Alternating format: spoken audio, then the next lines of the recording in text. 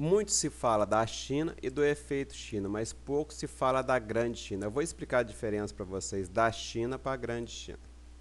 Bom, nós temos aqui ó, os maiores exportadores mundiais. A China já é o maior exportador mundial.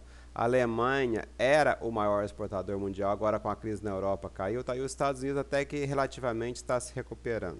Depois nós temos Japão, França, tá vendo? Mas os três grandes players são a China, os Estados Unidos e a Alemanha. Alemanha em queda, tá? Mas se a gente pegar, ó, nós temos a China, nós temos Hong Kong e nós temos Taiwan. Mas acontece que Hong Kong e Taiwan fazem parte da China. Eu vou demonstrar aqui para vocês. Poucas pessoas sabem, poucas pessoas conhecem. E se a gente somar Hong Kong com Taiwan, a China ela vai ficar bem distante dos outros dois, tá vendo? Então vai dar muito mais. Mas será que é verdade que Hong Kong e Taiwan fazem parte da China? A gente tem que dar uma olhadinha no mapa. Hong Kong, gente, é uma pequena ilha que foi cedida ao Império Britânico depois das duas guerras do ópio. Então o Império Britânico pegou Hong Kong para garantir que ela pudesse comercializar com a China. O Império Britânico vendia ópio para a China e levava as mercadorias chinesas para vender na Europa. Como a China não queria comprar ópio, eles fizeram duas guerras, tá, e pegaram Hong Kong para garantir que eles teriam acesso ao mercado chinês. Taiwan já é uma questão mais complexa. A China, junto com os Estados Unidos e o Império Soviético, venceram a Segunda Guerra Mundial e ganharam assento na ONU. Só que a China estava em guerra, comunistas e capitalistas. Os capitalistas foram vencidos e ficaram em Taiwan. E aqui ficaram os comunistas. Então, Taiwan, durante um determinado período, ficou com um assento na ONU, com o poder de veto na ONU. E Pequim não aceitava. Então, isso fez com que os Estados Unidos e a China não tivessem relações comerciais. Só que o Império Soviético começou a ganhar terreno e os Estados Unidos tiveram que fazer um acordo com a China, o tal de Comunicado de Xangai, que foi costurado por Nixon e Henry Kissinger, para deter o avanço do Império Soviético. E com isso foi devolvido para a China o assento, para Pequim, tá? Para a China continental o assento na ONU, e em troca Taiwan ficou meio à margem. Taiwan não tem assento na ONU, Taiwan não é reconhecido como um Estado independente.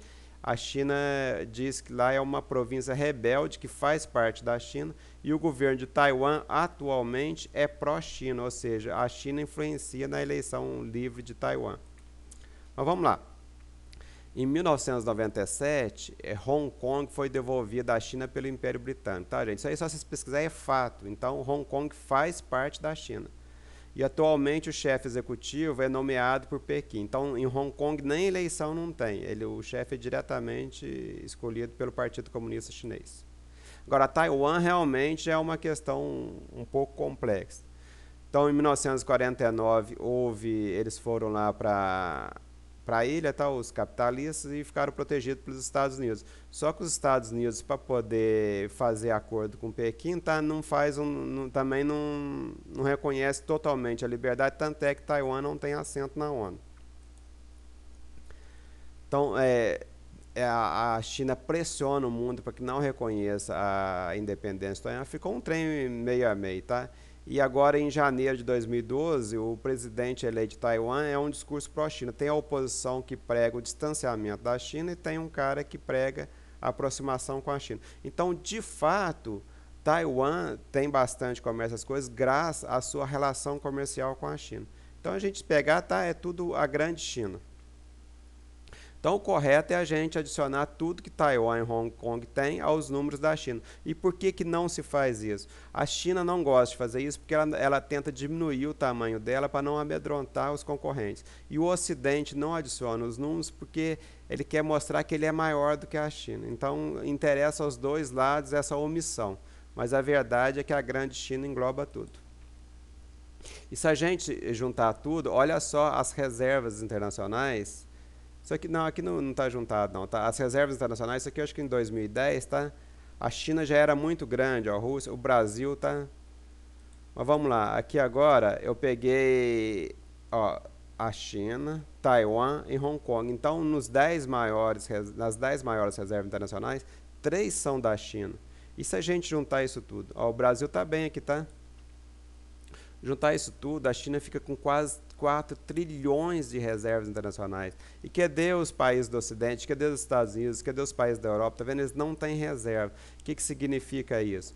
Uma moeda internacional, gente, ela é baseada, ela é lastreada em reservas internacionais e nas exportações. O Ocidente é o centro financeiro do mundo, mas ele está sem lastro. O Ocidente vai quebrar como centro financeiro mundial. Então a moeda mundial é debilitada pelas dívidas, tá? E é lastreada em reserva e em exportações. Só que dívidas o Ocidente tem. Os Estados, aqui está de 2010, tá? Fiquei com preguiça de pegar 2011. Os Estados Unidos hoje já tem 15 trilhões de dívida. O Reino Unido já tem 10, tá? Então o Ocidente está totalmente quebrado, sem reservas internacionais e sem capacidade exportadora. Aqui, ó, a exceção é a Alemanha, Japão e Noruega, que estão bem na fita, tá? Por quê? Porque se todas as dívidas hoje fossem perdoadas no mundo, a Alemanha exporta mais do que importa, o Japão exporta mais e a Noruega tem muito petróleo. Então esses países aqui estão bem na fita. Então qual que é a previsão que eu faço? A grande China, gente, vai sediar o novo centro financeiro mundial. Porque os Estados Unidos e a Europa, principalmente o Reino Unido, que é um centro financeiro grande, eles vão ter uma quebra, essa crise na Europa vai se espalhar, da Grécia vai para a Espanha, para a Itália, Portugal, Irlanda, Reino Unido, vai espalhar esse trem todo e esse sistema financeiro mundial vai ter que mudar para a China. Já existe os títulos Panda, tá? A China já está trabalhando nisso e a China vai ser o novo centro financeiro mundial e a moeda chinesa vai ser a moeda mundial. Falou, moçada?